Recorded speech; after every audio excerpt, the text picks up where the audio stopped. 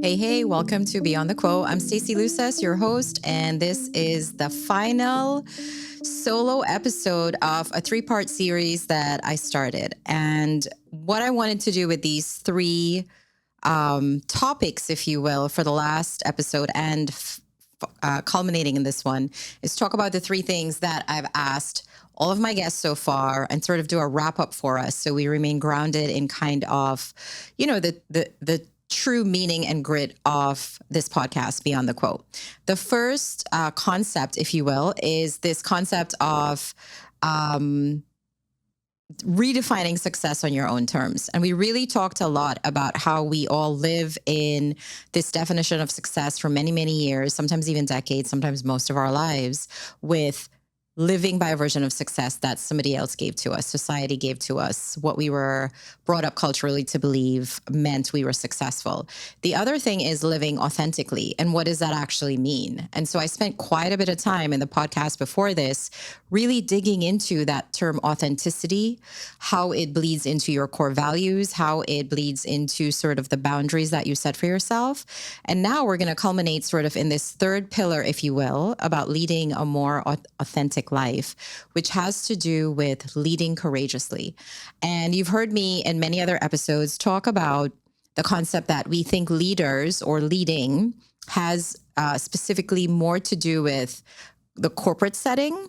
And I want to challenge that and turn that on its head to say really leading courageously definitely starts with leading yourself first, understanding who you are, understanding what you're about, and from that strength and that position of power of leading yourself courageously, you can then lead your family, your friends, your circles, your networks, and kind of do bigger things, not only in your community, but honestly, the world, right? And so today we want to dive into and stay grounded in this topic of leading courageously. And I know we talk a lot about career, right? This is a podcast for those of us in midlife that are in leadership roles and do have an influence and an impact on communities. And what I have found is when we get to this point of a certain level of success, a certain level of maturity, for lack of a better word, we kind of slow down and we have these moments where we're questioning, is this really it, right? You have the title, you have the team, you have the 6-figure, 7-figure salary, and still there's a little part of you that feels hollow, that feels empty. And I've talked a lot about the guilt that brings forth, because for some of us, for many of us, we've worked so hard to get here at the expense, at the sacrifice of many different parts of our life. And so I personally know that very well. I know that the clients and the people I talk to that have redefined success and are doing it differently, they also have this moment where they've almost redesigned their life. And on top of that, I want to re-emphasize, like I normally do, redefining and redesigning your life doesn't have to be a complete 180. For some of us, it had to be. In my case, I suffered massive burnout. My health took the worst possible turn. I had emergency surgery and almost literally paid for it with my life. So I'm kind of one of those dramatic stories where I had to do a complete flip. But for most of us, for most of you listening, that doesn't necessitate as dramatic changes as I did in my life, or as you will hear some people on this podcast talk about. It can be those incremental, tiny little shifts, which I will share a lot of those strategies today, that can work and allow you to work and lead and live differently, right? And so this episode is about leading courageously. And like I said, it's going to be not just about work, but in your whole life, leading yourself, leading others, finding that deeper way that you can lead in purpose, even when it's messy. And a lot of this is messy, and a lot of this is going to be trial and error. And a lot of this is going to be start, stop, pause, take a deep breath, and start again, not from the beginning, but certainly from where you left off. And it's scary, right? Like none of this is kind of rocket science, but a lot of it will necessitate changes to not only the way that you act, but the way that you speak, the way that you show up, and most importantly, your habits. And habits are what keeps us in that status quo. The habits is what keep are what keeps us living that sort of mediocre life.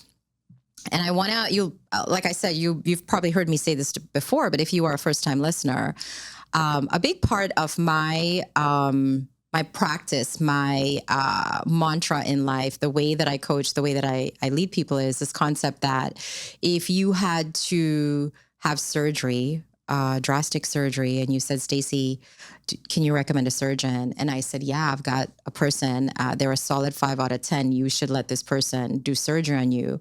There is no way in hell. There is no way you would let that person anywhere near you. To make it a little less dramatic, if you had a big date night or a big event anniversary and you wanted the best restaurant that I knew, and I recommended some restaurant that the food, the chef, the service was a solid 5 out of 10, you would look at me like I was crazy. And you would say, hell no, I'm going to do my own research. Thank you. Have a good day. But a lot of us in our life are living at a level 5. It's not terribly abysmal. It's not enthusiastically fantastic. It is just a level 5, 6 life. And you want more, but you also know that I had it worse. So where I am right now is really comfortable.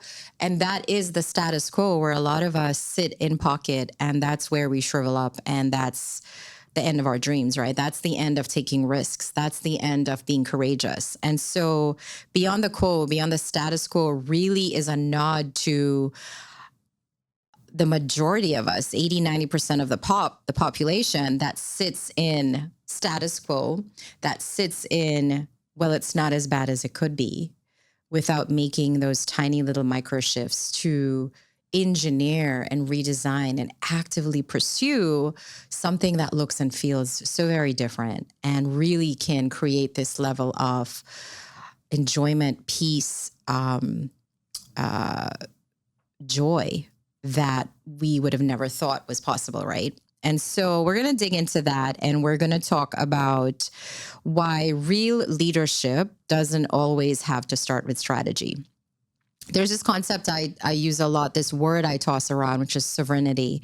And a lot of people are like, well, wow, that's a big mouthful of word. When we think of a sovereign, we usually think of countries with like royalty and whatnot, right? But really having sovereignty over yourself is not about a title, and it's not a tactic, and it's not necessarily executive presence. Sovereignty in this context means having a deep, unmistakable, authentic sense of self. It is grounded in who you are and who you want to be and how you make decisions, and the fact that to some extent, much like a mountain, you're unshakable. And there will be things that happen. There will be storms, there will be wind, there will be a couple landslides, and the landscape may change, but your foundation and the thing that makes you, you, and the thing that you make decisions, make shifts around is powerful and rooted. And so getting to that place is going to be harder for some of us than others, right? It depends on how rooted you are to your identity of this is who I am, this is who I've always been, this is what I believe in, without knowing that your truth, your perspective, and I talk a lot about that in the episode before this concept that it's all about the perspective. It's all about the shift in perspective. It's all about being open to another way of thinking, living, absorbing something that you believe to hold true, when really that's your truth. It may not be the truth, because I may be looking at the same thing that you're looking at, and I've got a totally different perspective. So redefining success, living authentically, and this concept of leading courageously, it's going to feel a little bit inconvenient. And it's going to cost you whatever illusion of safety and security you may have had. Because like I said, status quo feels good, right? It's like you're a warm blanket.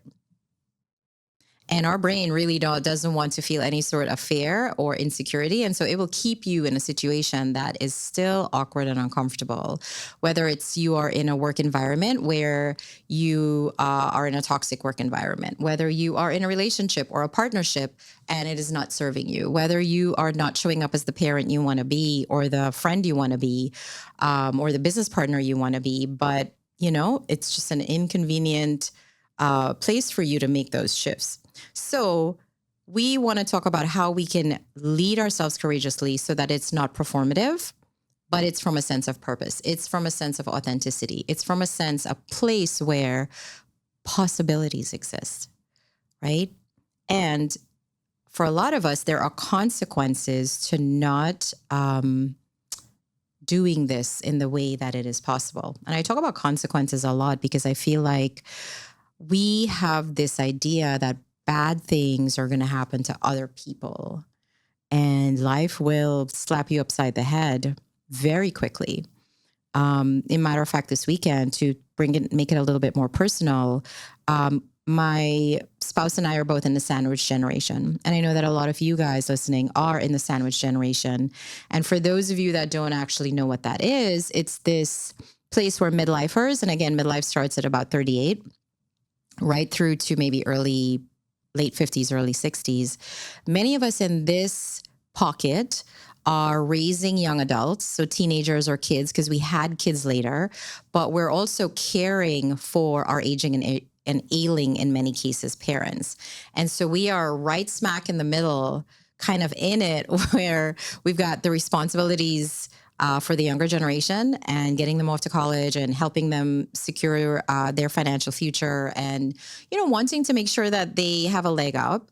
And then we're also straddled here going through all of these changes, right? And I talk a lot about this rub where we are also grappling with, am I where I want to be financially? Am I doing the things that I should be doing? Am I surrounded by the people that I should be doing?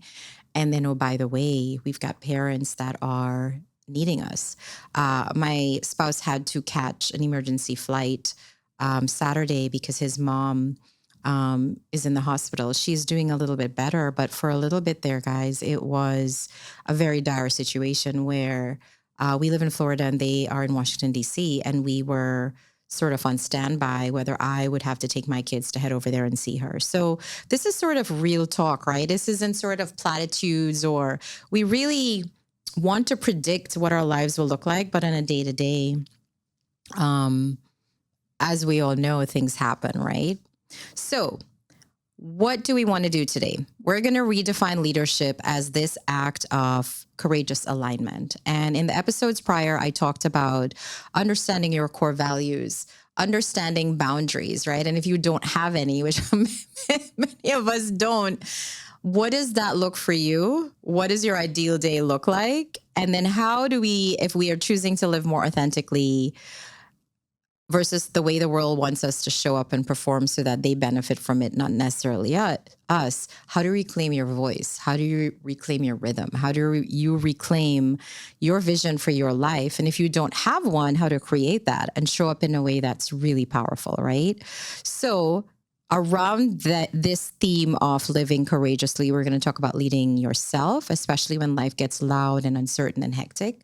We're going to talk about leading others without abandoning your core values or your truth in order to serve their needs. And we're going to talk about your community and calling. Giving back in community and sort of contribution is super, super important for a lot of us. This concept of midlife brings forth this idea that, oh my goodness, what's my legacy? And I know in my last episode, I talked about how teachers, for example, we don't think of teachers as teaching as glamorous as, say, some CEO of some multi-billion-dollar company, but they literally impact so many lives, touch so many lives. And a lot of us have a story of a favorite teacher. And so this concept of community and calling as it relates to leading courageously, even, what I run across is a lot of us think it's too late.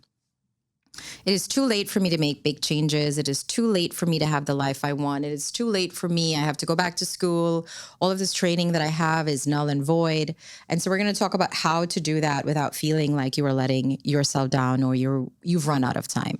So the bravest thing that you're going to ever do, trust me on this, is become the leader in your life that you have been waiting for. There's nobody showing up with a white cape. Like, you're it. And a lot of times we are exhausted by the time it's time for us to get that cape. So a couple of stats as to why this matters, right? So 89% of us, good Lord, that's like everybody, of professionals report feeling burnt out at this point in their careers. 70% of leaders feel inauthentic in their role. So why does that matter? Well, it leads to chronic stress. It leads to your adrenal system working overtime, your lymphatic system being haywire. It leads to high blood pressure. A lot of us are inactive, right? Because, quote unquote, we don't have time to go to the gym. So you pile these things on top of each other, and that leads to inauthenticity and chronic stress and that feeling of burnout, leading to so many other things that impact peak performance, that impact your career long term, right? And then this one, women in particular, still, we like to talk about post pandemic, the Great Resignation. That wasn't arbitrary. I think that was just waiting to happen. And so this concept of woman in midlife, and I will tell you personally, I am premenopause, menopause. That's like a big topic right now when you talk about leaders and women in leadership roles. When our estrogen drops and our testosterone rise, we get braver. Like we literally start understanding why dudes have been doing and having this time of their life, and we've been like stuck in this in between. But now it's the moment when a lot of us are making big moves. The most millionaires, female millionaires, are made in their late 40s, early 50s or 50s. So women are still leaving their roles at the highest rate ever due to lack of alignment and fulfillment. And this was a McKinsey report from 2023. So this isn't like some years old data, right? This is still relevant. This is still true. We are founding, we are starting, we are rolling and ripping through into entrepreneurship. We are tackling AI and what that means for us. We're redefining the way that we show up for our children and ourselves and each other. And so there's this massive shift still. And I think it's going to be shifting for a few more years, where we're trying to understand, how do we lead a life that feels more comfortable in our own skin, where we can fully contribute as who we are, and we don't have to pretend to be something that we're not. So all of those things, right? So number one, leading yourself and this concept of serenity, right? How do you find a rhythm in your life that works for you? How do you pick and select the things, places, people that you want to be around that leads to more peace, more alignment, more joy, more profit?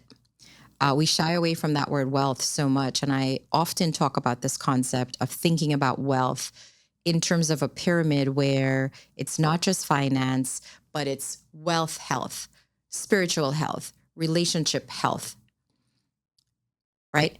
Health, wealth, parenting wealth. A lot of us are grappling with what we needed from our parents and we didn't necessarily get, and trying to figure out how to give it to our kids and learning how to like heal ourselves. And so that, as an immigrant, for me, being in the circles that I am, being in leadership circles, we're still talking about those things and trying to understand, like, how do I reconcile what I didn't get, give it to myself, or find ways to do it myself, and then show up differently for everyone. It's hard. None of this is like easy, right? So if we don't do this, a couple of things we find ourselves in: emotional numbness, this identity crisis, right? I like to call it the reinvention potential, right? Like, but definitely identity crisis is going to ring for all of you. And really it's this slow, steady burnout where you don't even know what movie you want to see.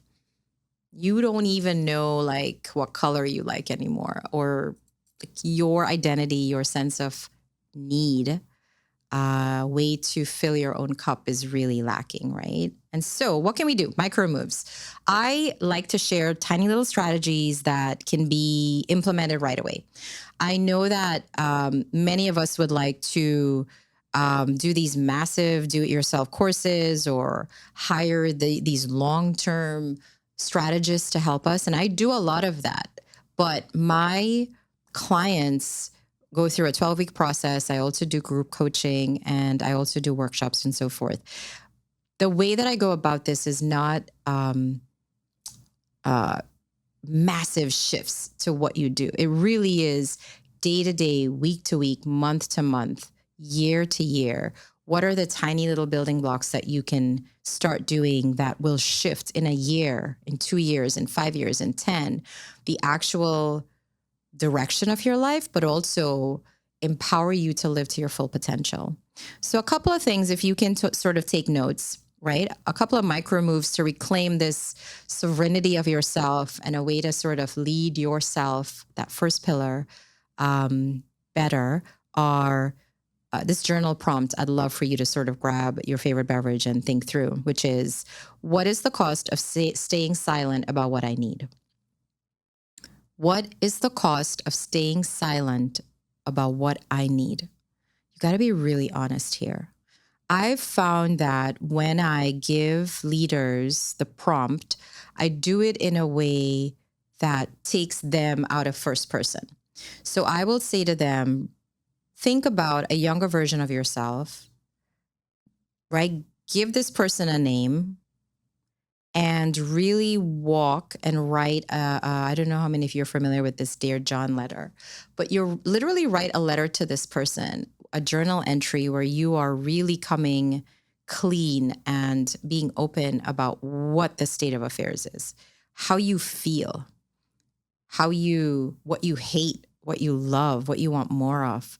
Your deepest, like, nobody's coming to read that. Like, I'm not gonna like knock on your door and be like, hey, let me grade you. The first step into understanding what is missing or what is needed or where you are is really being honest with yourself.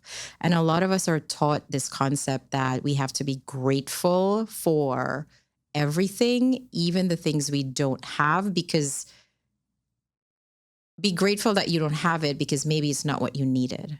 That's such horse crap. So definitely, what's the cost of staying silent about what I need is a really powerful way to begin that first shift into leading yourself courageously. Another one that I love and that a couple of great coaches teach us is your weekly power hour. I usually do mine on a Sunday morning. I grab my coffee. My household gets up late on Sunday, including the dog, whose name is Luke Skywalker, by the way. Can you tell we're Star Wars friends without us telling you that? But carve out an hour every Sunday or Monday. And this is your power hour. And you're going to ask yourself 3 questions. What drained me? What gave me life? And what do I need to do differently this week to honor myself? And I know a lot of these are sounding to some of you that are hardcore in the business of corporate squishy. Trust me, I've functioned in my masculine energy for so long that I understand what squishy feels like. And this feels squishy to a lot of you.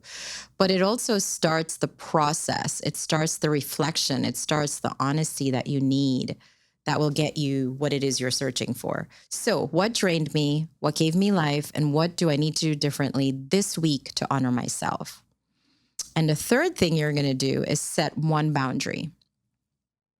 You're going to say no to one thing this week that doesn't serve your well-being, even if it's uncomfortable, especially if it's uncomfortable. And this is how you start the process of getting to know yourself better, of having that serenity, of having integrity with yourself, of choosing yourself. This is a side for any overachievers, which, oh my God, all of you probably are like me. I'm going to challenge you to add one more thing. One of the exercises, and you can ask any of the hundreds of people I've talked to the past couple of years as I've been doing this work. We show up for others 100% and break promises to ourselves all the time. Whether it's our boundary promises, whether it's our workout promises, whether it's our quote unquote diet, we break promises to ourselves without hesitation, but we will bend over backwards and cancel our own plans to show up for somebody else. And so what I ask people to do is to assume for 30 days guardianship over themselves. I know that it sounds awkward, but it works so well. Because a guardian, if I were to entrust you with the care and nurture of somebody else, a child, a teen, somebody in need, you would show up so well. You would make sure that individual was fed, even if it was a pet, to be fair.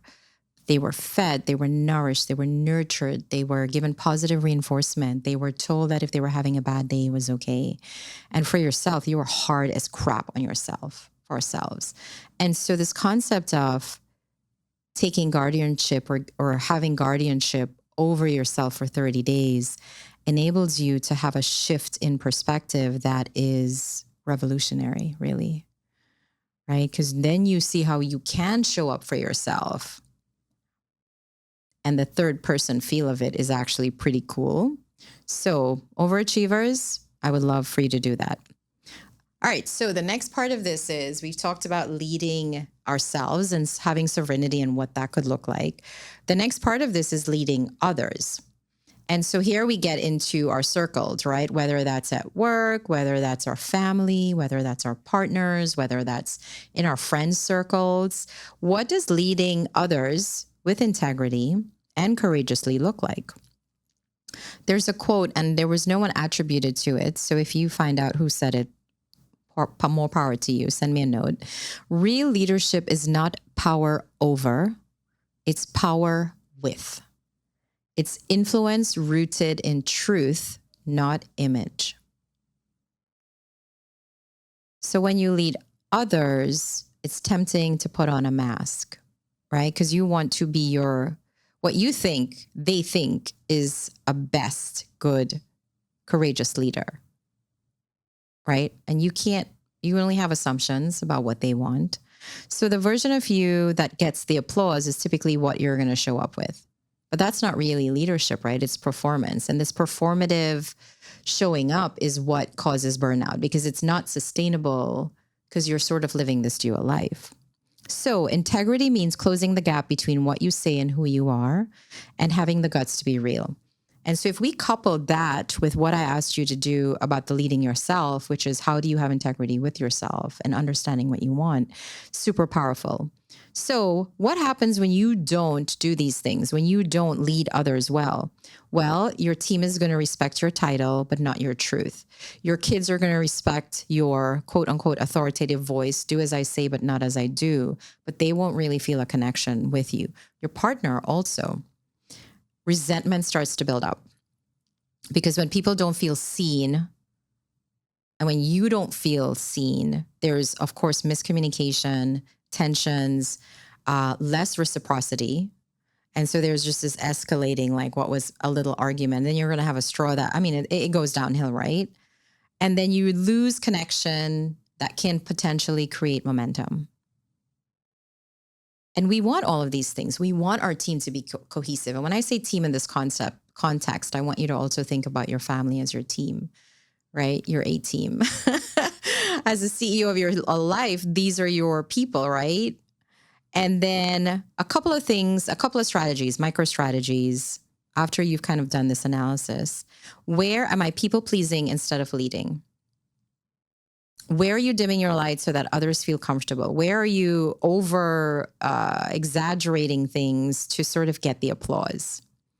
The other thing is be human with your team. And I talked about this in the last episode, being vulnerable. And yes, I said some of us will throw up in our mouth talking about that. But if you share a challenge or a growth or something that you are grappling with, vulnerability builds trust quicker than perfection ever will. I had a big event to show up for Saturday night. Me and my business partner had a first meetup of people that we adore in the sense of the work that they do in the world and their potential for some of the things that we're going to be doing. And so we had a first meetup with them. And remember, I told you that my partner had, my spouse had an incident with his mom earlier that was Saturday night, you guys. So literally Kevin and I were dressed to go to our big event. He got the call from the hospital. We had to buy a ticket. And instead of him and I going to Miami to go to this event, I had to divert in the thunderstorm and go to Fort Lauderdale International Airport to drop him to catch a 6:20 flight to get to the hospital potentially in time, right? Because his mom was not in a good place.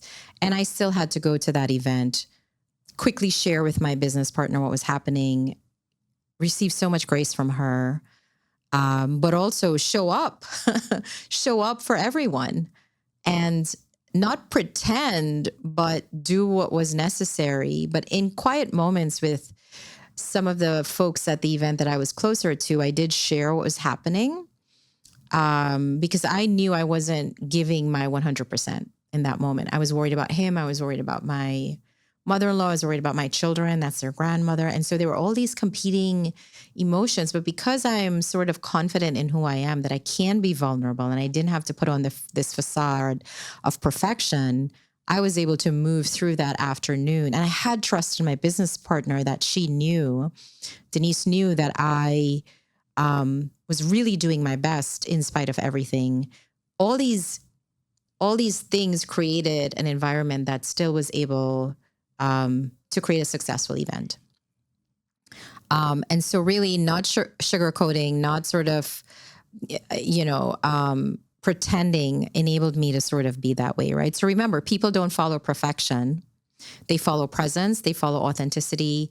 They are grateful for your vulnerability because in turn, that leads them to be able to show up from a space that engineers the trust you want anyway for collaborations and partnerships, right?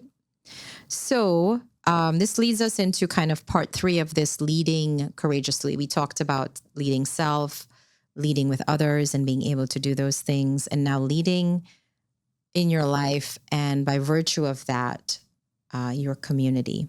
How can you do that with intention? How can you create, touch, influence, support, uplift the things that you care about?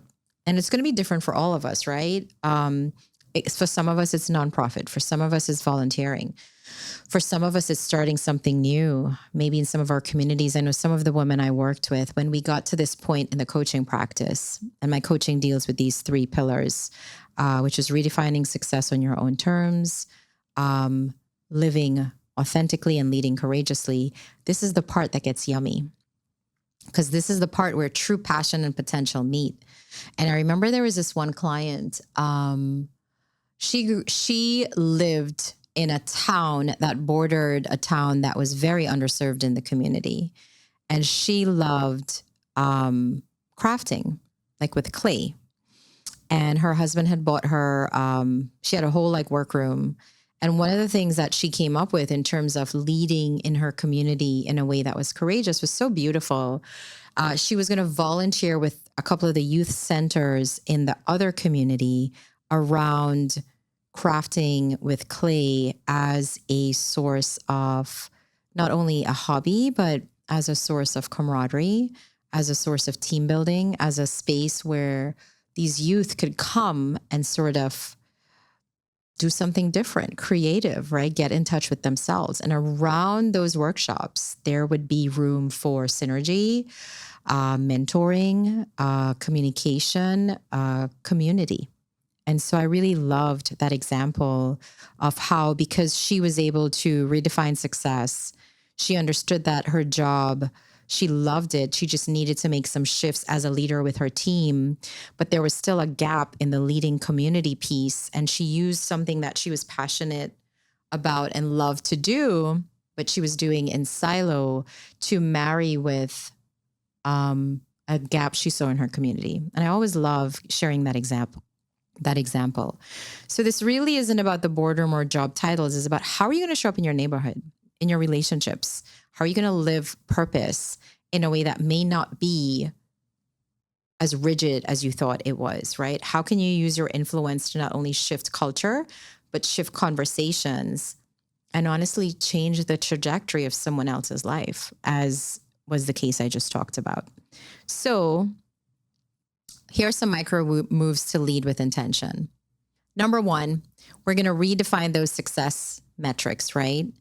And instead of chasing income or titles, which nothing is wrong with those things, you guys, we need those things to have a prosperous and fruitful life. But these are a couple softer questions. Do I have peace? And again, when I talk about the concept of a peaceful life, it seems very foreign. And so peace means I am comfortable and in integrity with the decisions I'm making in my own life and with the people I love.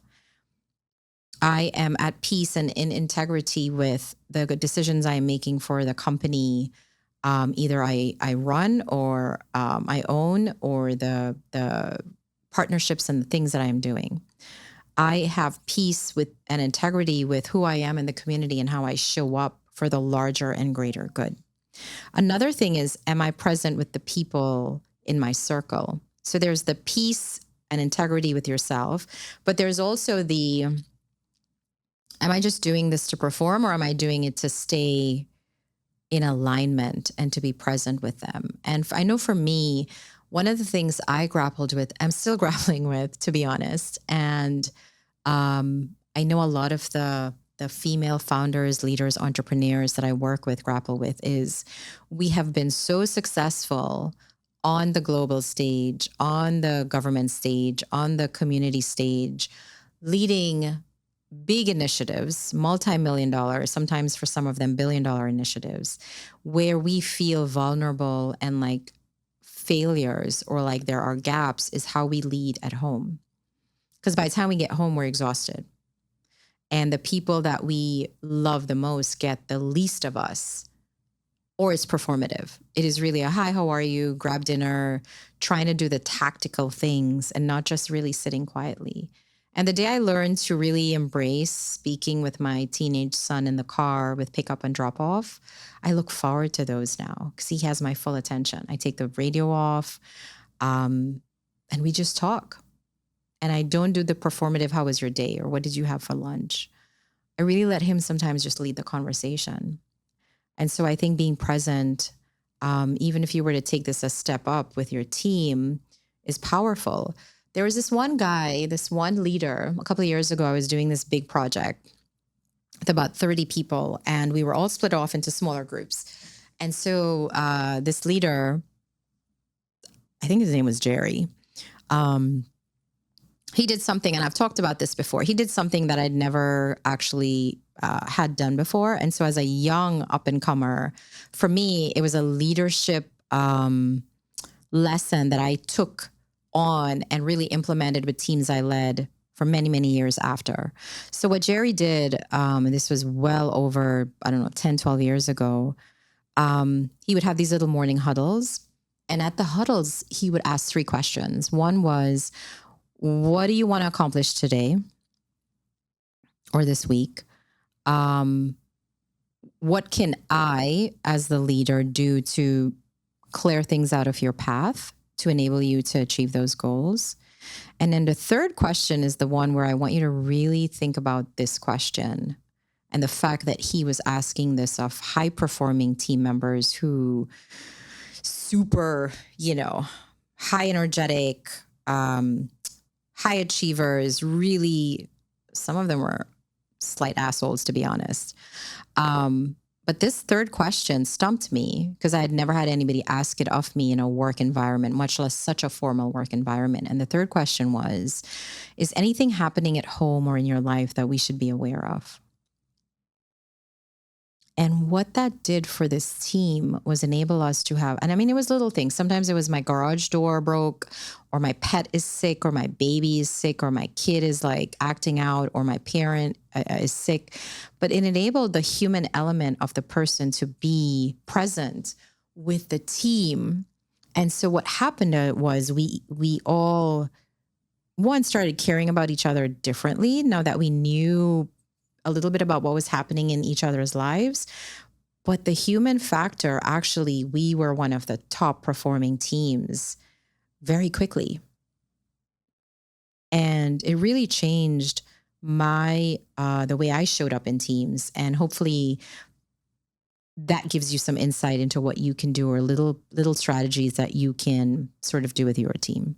So the other thing I talk a lot about is support systems, power circles, your network, right? If you've outgrown certain groups or friends or whatever, how can you shift that? Not, oh my God, I'm going to abandon everything and everyone I knew, but how can you sort of start implementing and integrating some of these things? And one of it is this curation of a power circle, right?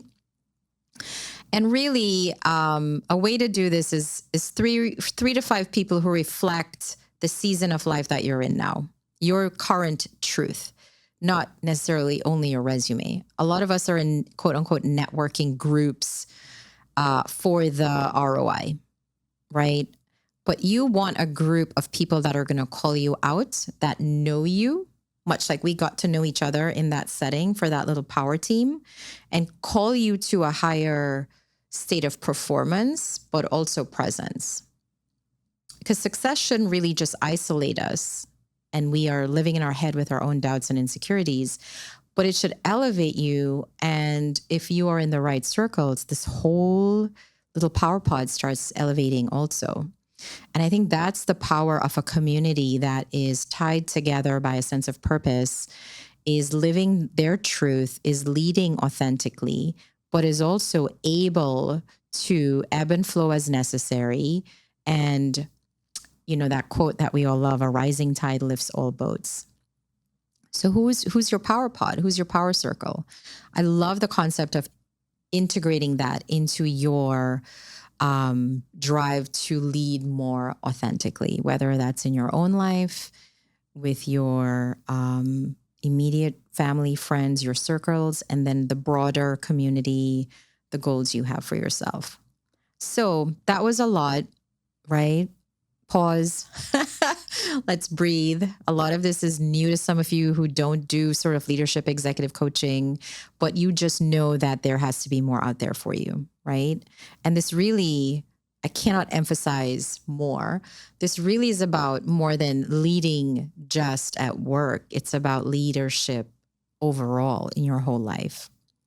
And when you ask these questions, am I leading from courage instead of fear of failure? Am I holding it together for everyone but falling apart myself? Am I pushing through instead of really sitting quietly and assessing, is this who I want to be? Is this what I want to do? Right? That's when you start thinking about the other side of this, which is, what would it look like if success felt calm instead of chaotic? If Mondays I started after doing my power hour on Sunday or Monday morning, could my week look really kind of boring and predictable instead of playing whack-a-mole? Have I prioritized my peace, and do I have integrity with me and the actions I'm doing, whether that's staying true to my workout routine or the conversations or being present with my children or my partner, instead of disappointing them because I put somebody else's priority over my own promises. And so another way to look at this is, like I said, and if you've listened to this episode and you're like, what the heck is she talking about? Please listen to the 2 episodes before this. One is where I talk about your life. All of our lives have 5 broad categories. It doesn't matter where you are in the world, who you are. There are a couple of things that we think about and that are in different stages of their own evolution, and some better than others. One is career, obviously. We're talking a lot about that. The other is our health and wellness. The other is our relationships, definitely our wealth. And then the other one is sort of your passion and purpose. Like, who are you in the bigger picture? And at any given time in the season of life that you're in, these portions of your pizza or your pie are going to need different things from you. But understanding where the urgency really lies, is it your marriage or your relationship or your partnership? Is it in your role as a parent or caretaker? I mentioned a lot of us in the sandwich generation. Is it your finances, right? Is it your health? Is it how you show up at work, or even the work that you want to do? Understanding where you have to apply the pressure and the emphasis and the focus, and these 2mm shifts is super powerful, right? And I often talk to about, is my 80-year-old self going to be proud of this decision? And I know 80 years feels like, oh my God, Stacy, that's so far away. Really, guys, for many of us, it's 15 to 20 or even less summers. Man, that's sobering, right? So take a moment, pause this episode if you need to, really kind of go back over some of the things we've covered a lot today, And, jot things down that make sense for you and where you are. Not all of this is applicable to all of us. Jot the things down that resonate for you and that you want to share with people. And none of us are alone in this. All of us, I guarantee you, millions of us are struggling with these same questions. So a rising tide lifts all boats. And I think that some of these little shifts really have the mass potential to create a closer version of you that is truly who you want to be and not what other people expect from you. All right, so we're going to wrap up. And I've loved doing these solo episodes with you guys. Thanks for coming on this journey with me. I feel like I've peppered so many leaders and experts from nonprofits to really hard things like human trafficking and adoption to amazing things like reinventing and not being the CEO of a multi-conglomerate, but doing photography with your spouse. And so learning about all of these leaders over the past couple of episodes hopefully gave you strategies around these three things that I ask of all of them, which is how can you redefine success on your own terms? How can you lead a more authentic life, truly aligned with you? And how can you lead courageously? And so I wanted to, like I said, use these three episodes to wrap a nice tight bow on those. And then going forward for the rest of the season, I'm going to tackle things and take questions from all of you. People have been totally sending me text messages and DMs. I encourage you, if you have questions or feedback, share them. If you've loved this episode and you've loved this podcast, I would love a couple of reviews on Apple, Spotify. These really help the algorithm and make sure that more ears and more mouths and more people can be impacted and sort of do the things and create these little shifts that create these ripple effects across the world, right? So I would love that sort of support from you. And thank you for listening. I'm Stacey Luces. You can find me at staceyluces.com. I also want to encourage you, if you need more support, there are a couple of free resources on my website. One is a micro strategy class that you can totally take. If you just go to staceyluces.com, it's the first thing that you see. If you want a little deeper support, I totally do 30-minute power reset conversations. All I would ask for is you have one topic and not save my whole entire life. And then if you are interested in any of the work that we do and in collaborating with other women who are also doing this, we do have a community. It's called the Rising Beyond Power Collective. I will put the link for that too. But it's a community where, we've got just about 100 women from across the world who are leading in different capacities. And we do things like transformation tables. We do a mastermind every month. I co-founded that with Lola Small. And we do great things in there. But I thank you for listening. Hopefully this was super, super productive and enlightening for you. And I will catch you next week. Thanks, everyone.